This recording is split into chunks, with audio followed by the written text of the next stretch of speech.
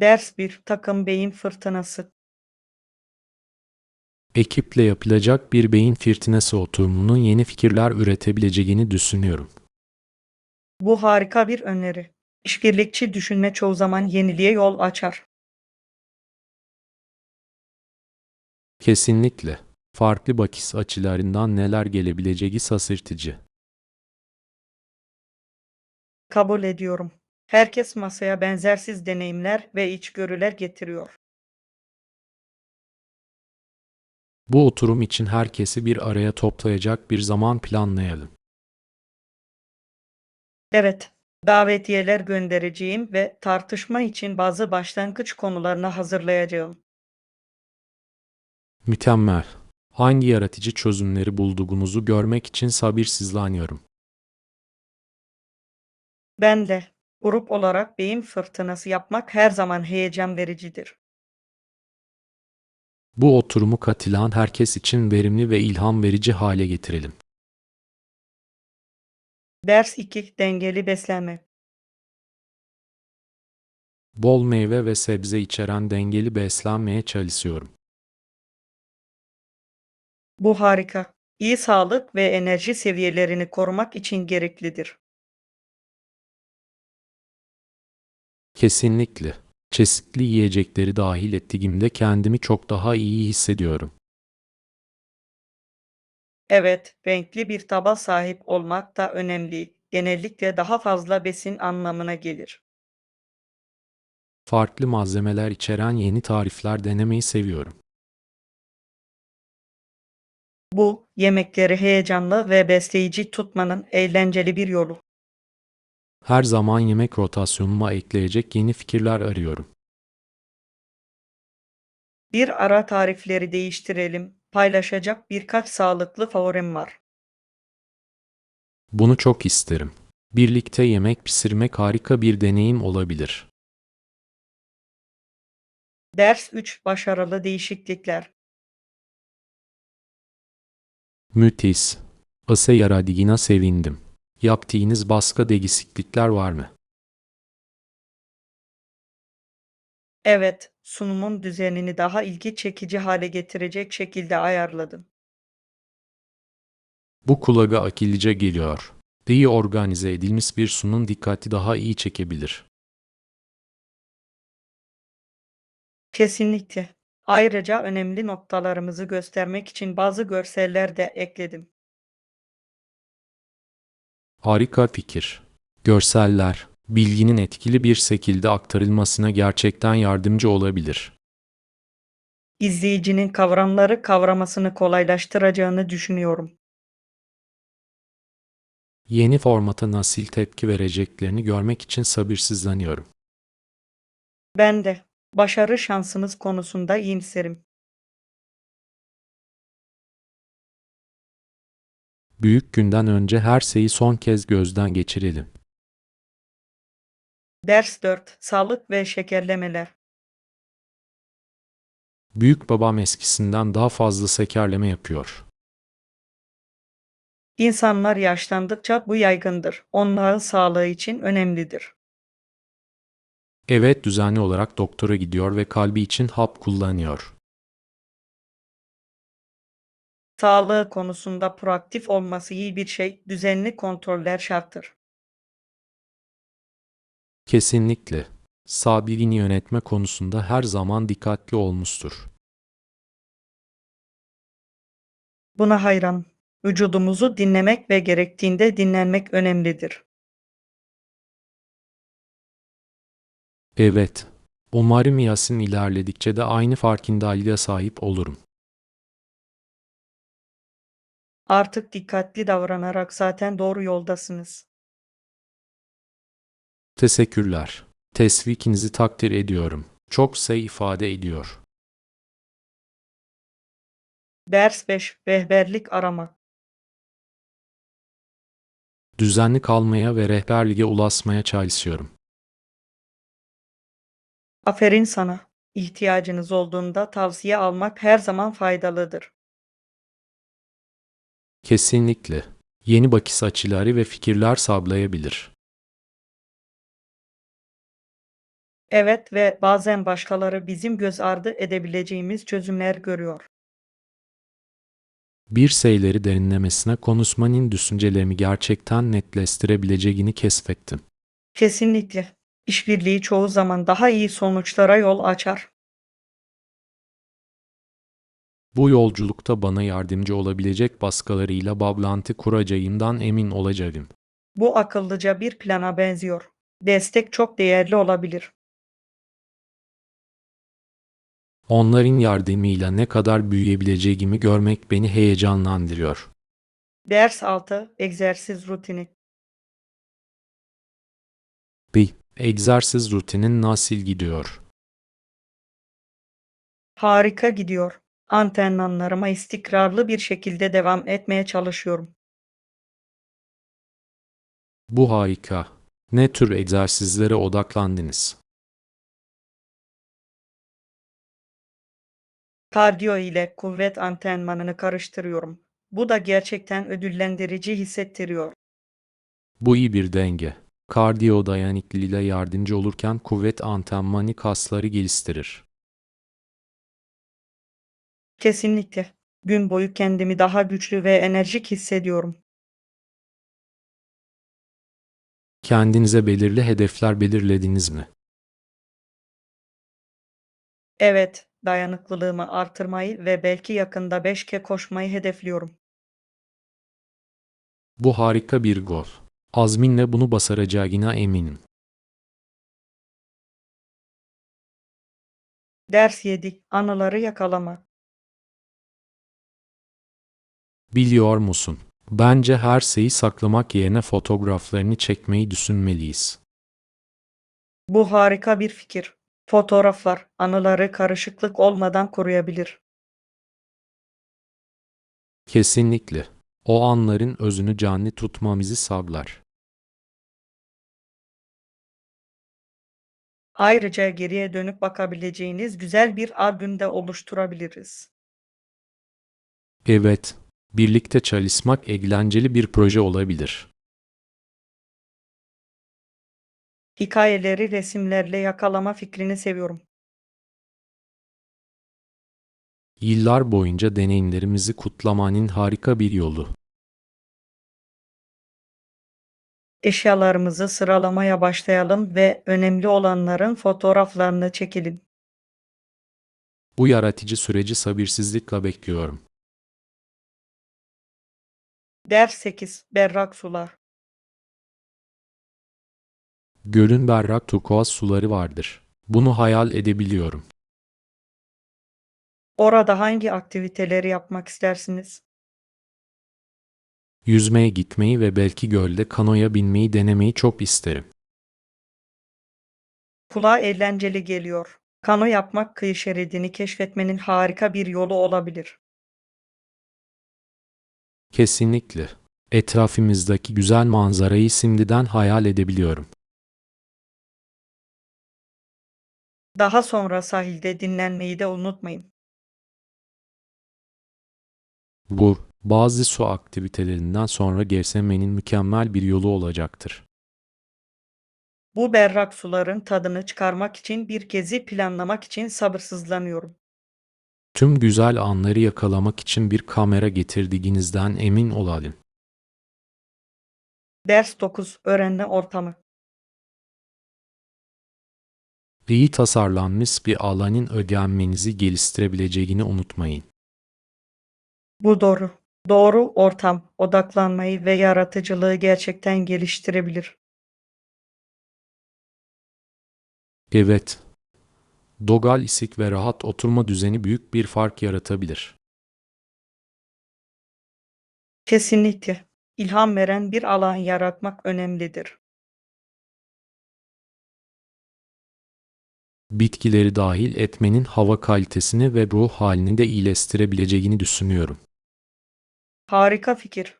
Bitkiler iç mekana doğanın bir dokunuşunu getirir.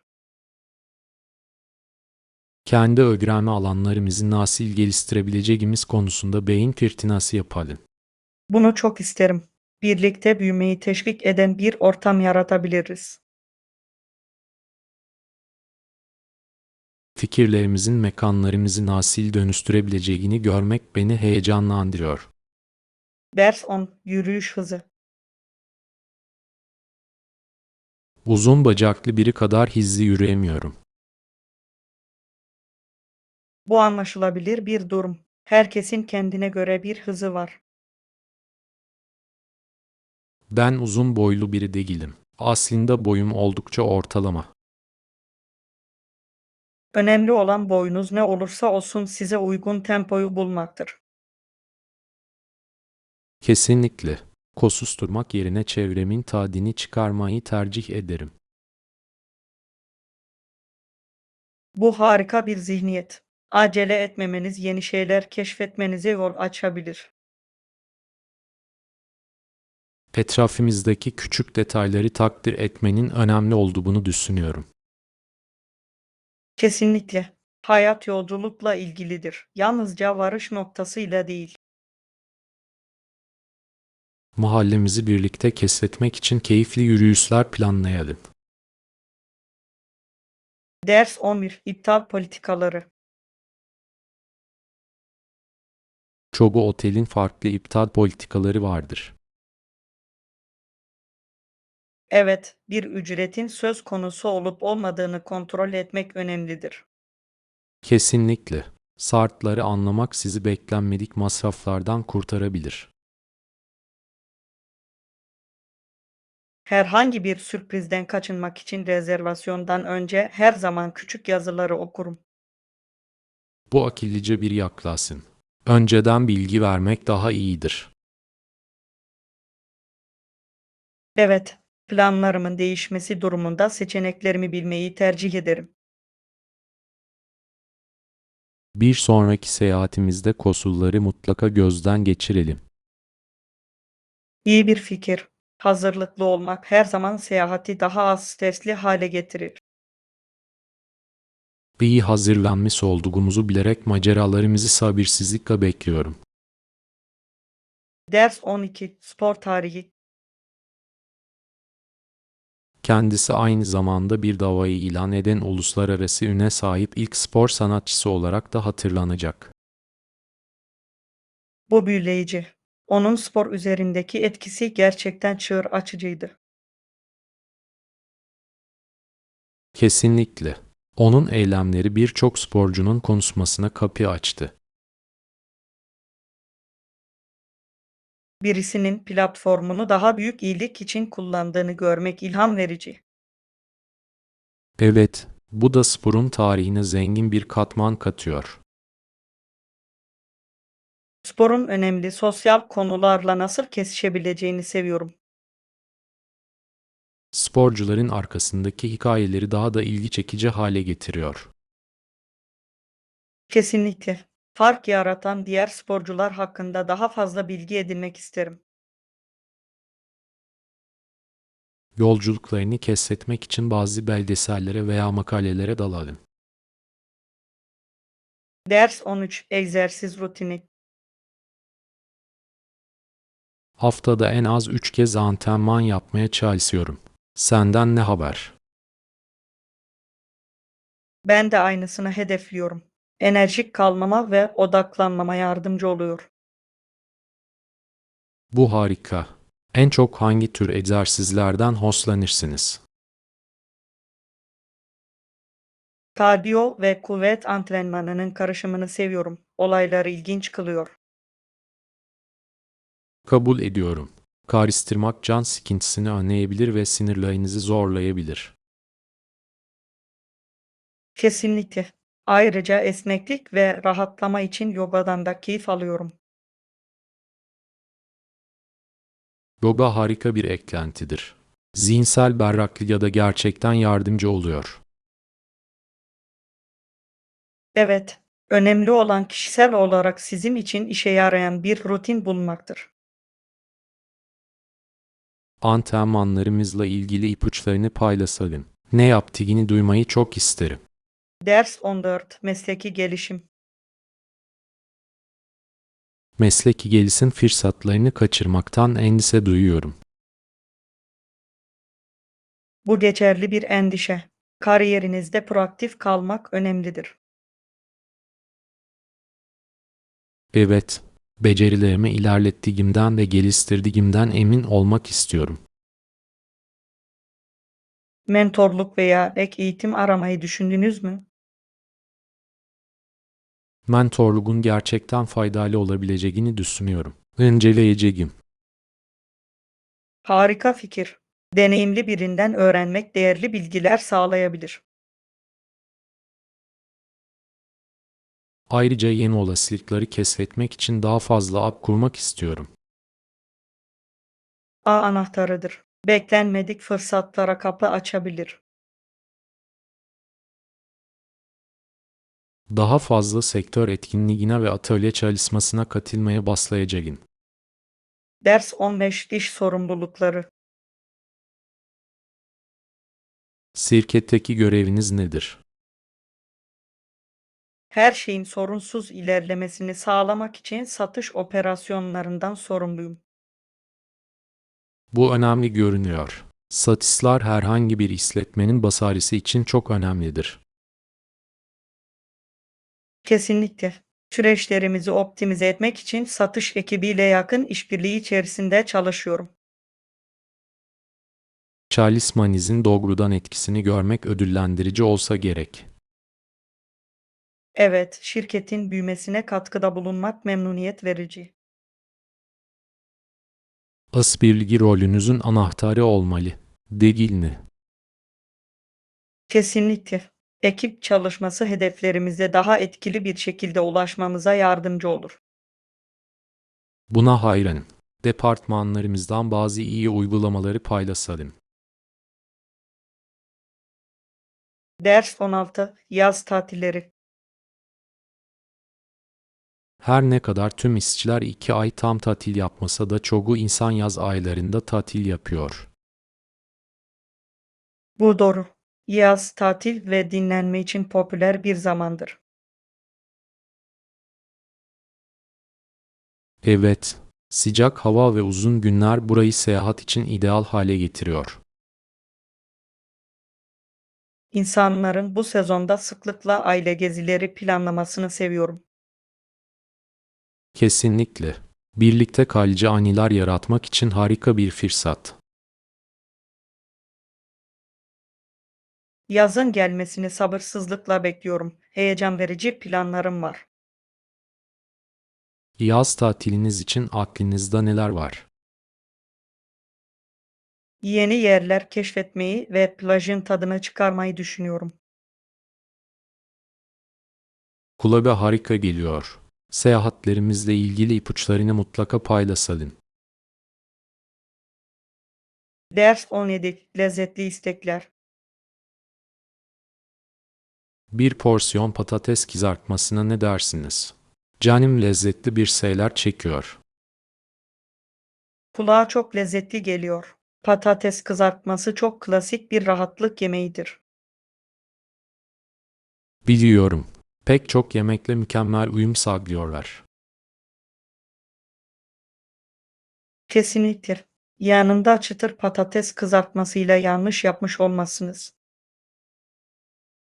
Patates kızartmasının yanında hangi sos türünü tercih edersiniz? Ketçabı severim ama sarımsaklı aioli de harika bir seçimdir. Sarımsak aioli kulağa harika geliyor. Bir dahaki sefere bunu denemek zorunda kalabilirim. Kesinlikle yapmalısın. Tamamen yeni bir lezzet seviyesi katıyor. Yakında lezzetli patates kızartmasının tadını çıkarmak için sabırsızlanıyorum. Ders 18. Yiyecek yetiştirmek. Kendi yiyeceğimi yetiştirmek gerçekten tatmin edici bir duygu. Bu harika. Her zaman bahçe işlerinde şansımı denemek istemişimdir. Maalesef, bitkilerinizin büyüdüğünü ve ürün verdiğini görmek ödüllendirici. Hayal edebiliyorum. Taze sebzeler kendiniz yetiştirdiğinizde çok daha lezzetli olur. Kesinlikle. Ayrıca, besleyici yiyeceklerin tadını çıkarmanın sağlıklı bir yoludur. Yemeğimin tam olarak nereden geldiğini bilme fikrini seviyorum. Evet, Doga'yla bu şekilde bağlantı kurmak iyi hissettiriyor. Gelin birlikte küçük bir bahçe kuralım. Eğlenceli bir proje olabilir. Bunu çok isterim. Bahçecilik bir arkadaşla her zaman daha iyidir. Ders 19 Yol tarifi. Tabii, hemen kösede, sağ tarafta. Mükemmel. Talimatları takdir ediyorum. Yer bulmayı çok daha kolay hale getiriyor. Sorun değil. Birinin gezinmesine yardımcı olmak her zaman güzeldir. Kesinlikle. Yeni alanları keşfederken sıklıkla yerel ipuçlarına güvenirim. Evet, yerel bilgiler sizi gizli mücevherlere götürebilir. Gelecekteki ziyaretlerimde bu noktayı hatırlayacağımdan emin olacağım.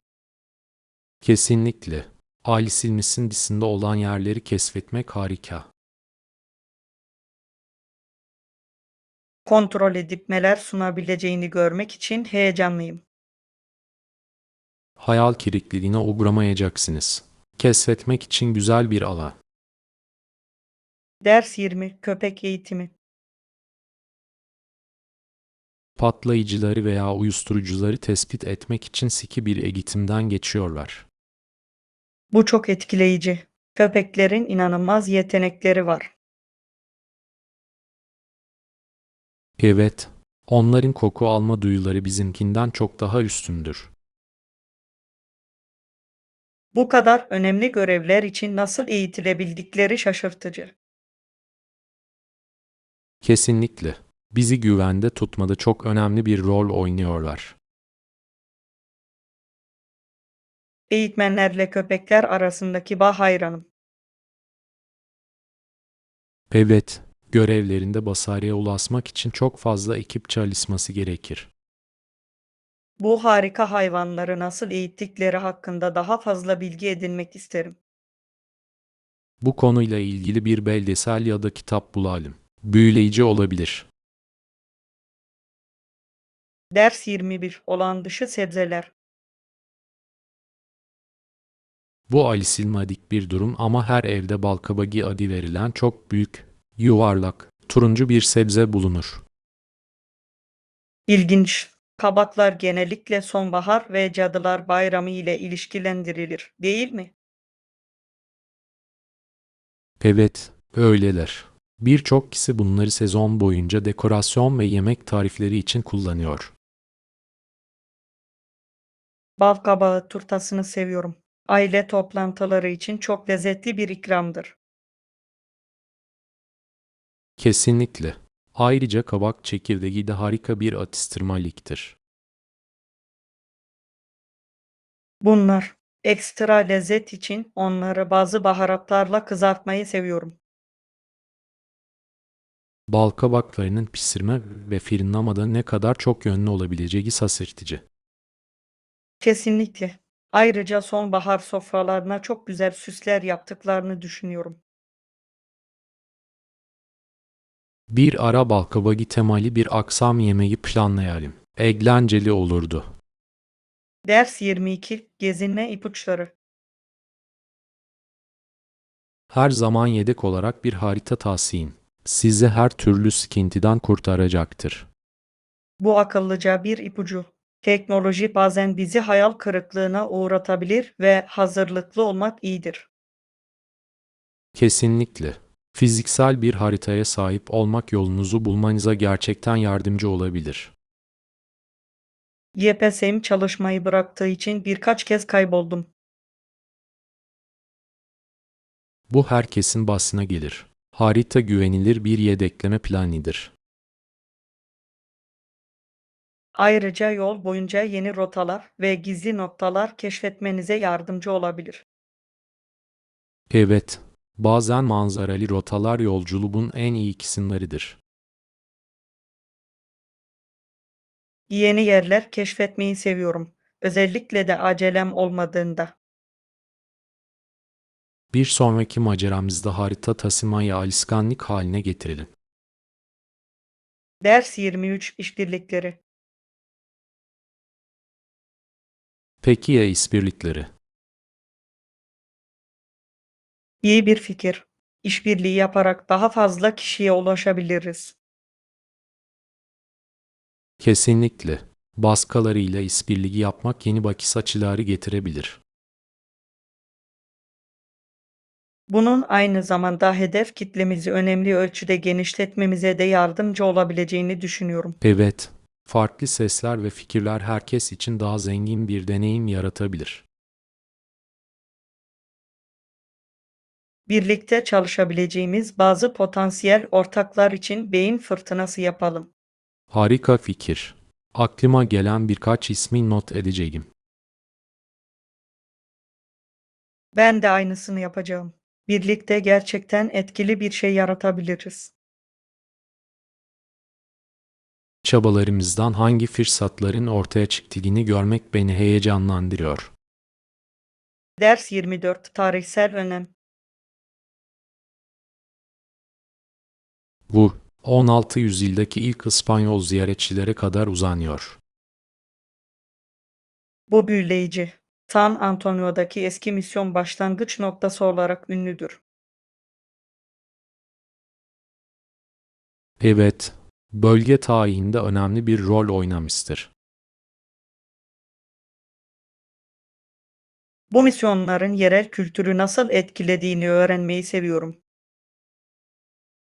Kesinlikle. Dinin ve tarimin yayılmasında kilit rol oynadılar. Tek bir yerde bu kadar tarihin bulunabilmesi ilginç. Kesinlikle. Her görevin anlatacak kendine özgü hikayeleri vardır. San Antonio'yu ziyaret etmeyi ve bu tarihi mekanları keşfetmeyi çok isterim. Bir gezi planlayalım ve yerel tarihin derinliklerine dalalım. Ders 25 yemek seçenekleri. Bu kulağa heyecan verici geliyor. Peki ya yemek seçenekleri? Herhangi bir mutfak var mı? Evet, bölgede çok lezzetli seçenekler mevcut. Bu harika. Seyahat ederken farklı yiyecekleri denemeyi seviyorum. Ben de. Sokak yemeklerinden kaliteli yemeklere kadar seçenekler sonsuzdur. Özellikle yerel lezzetleri tatmayı sabırsızlıkla bekliyorum. Kesinlikle. Her bölgenin kendine has lezzetleri ve yemekleri vardır. Gitmeden önce mutlaka denenmesi gereken restoranların bir listesini yapalım. Harika fikir. En iyi yerleri bulmak için biraz araştırma yapacağım. Bu gezi bir mutfak macerası olacak. Ders 26 alışveriş deneyimi. Peki alışveriş merkezi? Aralarından seçim yapabileceğiniz çok çeşitli mağazalar var. Kulağa mükemmel geliyor. Çeşitli seçeneklerin olduğu yerlerden alışveriş yapmayı seviyorum. Evet, giyimden elektroniğe kadar her şeyi burada bulabilirsiniz. Hem yerel mağazaların hem de büyük markaların yer aldığı bir alışveriş merkezini takdir ediyorum. Kesinlikle. Tanidik seçeneklere sahipken yerel işletmeleri desteklemek güzel. Ayrıca herkese göre bir şeyler olduğunda alışveriş daha keyifli olabilir. Gelin alışveriş merkezini birlikte keşfetmek için bir gün planlayalım. Bunu çok isterim. Harika fırsatlar bulmak eğlenceli bir gezi olacak. Hangi hazineleri keşfedeceğimizi görmek için sabırsızlanıyorum. Ders 27 Riverboat Jazz. Piyano cazı kısa sürede popüler hale geldi ve Mississippi boyunca seyahat eden nehir teknelerinde çalındı. Bu inanılmaz. Bu kadar canlı bir atmosfer yaratmış olmalı. Kesinlikle. Müzik nehir teknesi deneyimine eşsiz bir çekicilik kattı. İnsanların dans ettiğini ve canlı melodilerin tadını çıkardığını hayal edebiliyorum. Evet, pek çok kişiyi büyüleyen kültür ve eğlencenin bir karışımıydı. Müziğin tarihle bu kadar derin bir bağlantısı olmasını seviyorum. Kesinlikle. Zamanın ve insanların ruhunu yansıtır. Gelin birlikte klasik bir nehir teknesi caz müziği dinleyelim. Harika fikir. O dönemi takdir etmenin keyifli bir yolu olacak. Ders 28 Ev verimliliği. Isı kaybını en aza indirmek için iyi bir yalıtım şarttır. Mükemmel bir nokta. Enerji maliyetlerini önemli ölçüde azaltabilir. Evet, iyi yalıtılmış bir ev yıl boyunca konforlu kalır. Peki ya temizlik? Verimliliği korumak da önemlidir. Kesinlikle. Düzenli bakım her şeyin düzgün çalışmasını sağlar. Küçük değişikliklerin verimlilikte büyük gelişmelere yol açabileceğini düşünüyorum. Evet, evlerimizi en iyi durumda tutmak için bir görev listesi hazırlayalım. Harika fikir. Evde bakım konusunda proaktif olmayı seviyorum. Birlikte enerji açısından daha verimli bir yaşam alanı yaratabiliriz. Ders 29 Yön bulma. Oradaki otomatik makineye git. Ben burada yeni gelen biriyim. Nasıl yapılacağını bana gösterebilir misin? Elbette. Bir kere alistiğinizde oldukça basit. Yardımını takdir ediyorum. Her şeyi anladığımdan emin olmak istiyorum. Öncelikle istediğiniz hizmet türünü seçmeniz gerekir. Anladım. Peki sonra ne olacak? Bundan sonra ekrandaki talimatları izlemeniz yeterlidir. Bu yeterince kolay geliyor. Bana rehberlik ettiğin için teşekkür ederim. Sorun değil. Herkesin bir yerden başlaması gerekiyor ve yardımcı olmaktan mutluluk duyarım. Ders 30.0 Trafik kuralları. Trafiğin sorunsuz akması için sürücülerin uyması gereken kurallar vardır. Evet, yoldaki herkesin güvenliği için bu çok önemlidir. Önemli bir kural. Her zaman emniyet kemeri takmanız gereklidir. Kesinlikle. Emniyet kemerleri hayat kurtarır ve kazalarda yaralanmaları azaltır. Arkadaşlarıma her zaman arabaya bindiklerinde kemerlerini takmalarını hatırlatırım. Bu iyi bir alışkanlık. Başkalarına olumlu örnek oluyor. Ayrıca kuralları bilmek kazaları önlemeye yardımcı olur ve yolları daha güvenli tutar. Birbirimizi her zaman trafik kurallarına uymaya teşvik edelim. Kesinlikle. Biraz farkındalık, güvenliğin sağlanmasında uzun bir yol kat edebilir. Ders 31 Londra düşleri. Londra uzun zamandır yapılacaklar listemdeydi. Çok fazla tarihi ve kültürü olan muhteşem bir şehir. Bu konuda sizi en çok heyecanlandıran şey nedir? Big Ben ve Londra Kulesi gibi ikonik yerleri ziyaret etmeyi gerçekten sabırsızlıkla bekliyorum. Kesinlikle görülmesi gereken yerler. Mimari nefes kesici. Evet, Thames Nehri boyunca yürümeyi ve manzaralara dalmayı hayal edemiyorum. Kesinlikle eşsiz bir deneyim. Orada başka ne yapmak istediğini düşündün mü? Yerel pazarları keşfetmeyi ve otantik İngiliz yemeklerini denemeyi çok isterim. Kulağa çok lezzetli geliyor. Londra'daki yemek sahnesi inanılmaz. Kesinlikle. Kendimi canlı kültüre kaptırmak için sabırsızlanıyorum. Ders 32 Seyahat planları. Elbette. Gezimiz için nereye gitmeyi düşünüyorsun? Henüz karar vermedim. Belki sahilde dinlenebileceğiniz bir yer. Kulağa harika geliyor. Bir plaj kaçamakı her zaman canlandırıcıdır. Evet, şu anda hayatımda biraz güneş ve kuma ihtiyacım var. Kesinlikle. Gevşemek ve yeniden şarj olmak için mükemmel bir yoldur. Aklınızda belirli bir varış noktası var mı? Tayland'daki plajlar hakkında harika şeyler duydum.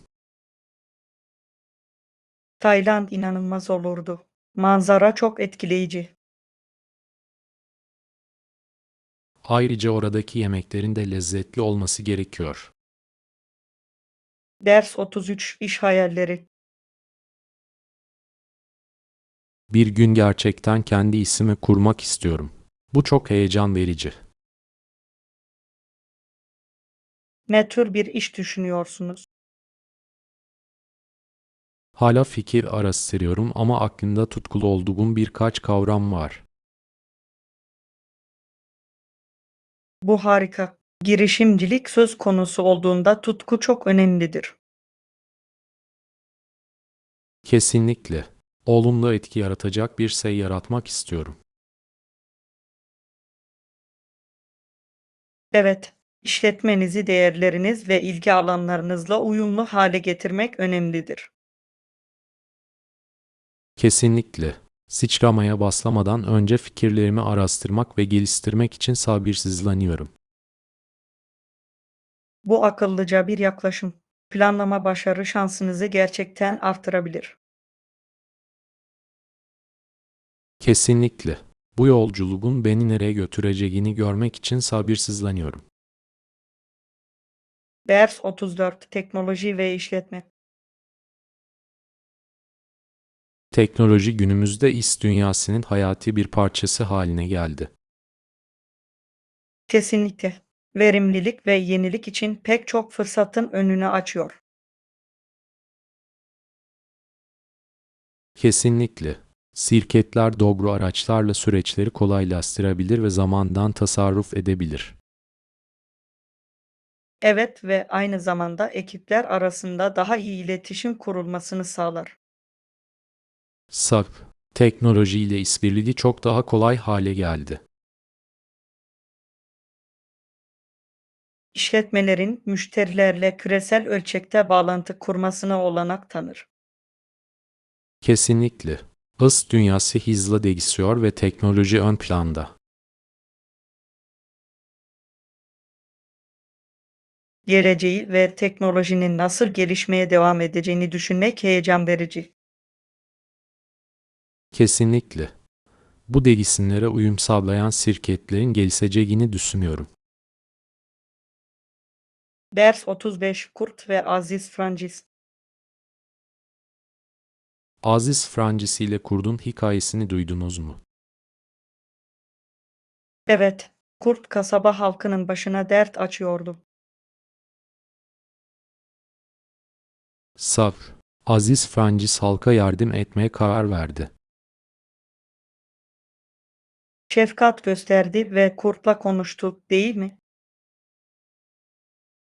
Kesinlikle. Hem kasaba halkı hem de kurt için baris istiyordu. Anlayış ve nezaket üzerine güzel bir hikaye. Evet, bize çok çabuk yargılamamayı öğretir. Doğru. Bazen çözümleri birlikte aramamız gerekir. Bu herkes için değerli bir ders.